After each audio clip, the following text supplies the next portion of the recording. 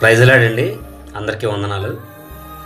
యోహాను సువార్త 15వ అధ్యాయంలో ఆ వచనాలన్నీ కూడా ఆ 10 వచనాలు వరకు కూడా మనం చదువుకుంటే ఆ వచనాల్లో మనకి ఏం నేర్పుతూ ఉంటుందంటే పనికి రాని తీగను ప్రతిదాన్ని తీసి పారవేయబడుతుంది, పనికొచ్చి వాటిలో మరింత ఎక్కువగా ఫలించులాగా అందులో కూడా పనికిరాని వాటిని తీసివేయబడుతుందని చెప్పేసి అక్కడ ఉపమాన రీతిగా అక్కడ మనకి కనపడుతుంది. అంటే మనకు శ్రమ వచ్చినప్పుడు శ్రమ మనకి ఎందుకు వచ్చిందని అనుకుంటాం, కానీ ఆ శ్రమలో మనం ఏం మార్చుకోవాలి, ఆ శ్రమలో మనం దేవుడికి ఇంకెంత దగ్గర అవ్వాలనేది మనకు తెలుస్తుంది. అంటే మనం శ్రమలో ఉన్నప్పుడు, మనకు శ్రమ వచ్చినప్పుడు ఆ శ్రమలో దేవుడి దగ్గర మనం ప్రార్థించినప్పుడు ఇది నేను మానుకోవాలి, ఇంకా నేను దేవుడికి ఈ రీతిగా వెళ్ళాలి అని అర్థమవుతూ ఉంటుంది.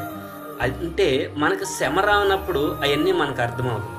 మనకి ఎప్పుడైతే శ్రమ వచ్చి ప్రభు పాదాల చెంత మనం ఎక్కువ సమయం గడిపి ప్రార్థించేవారిగా ఉంటామో అప్పుడు మనకి అవును నేను ఇది విడిచిపెట్టి ప్రభు పాదాల దగ్గర ఉండాలనేది అర్థమవుతుంది.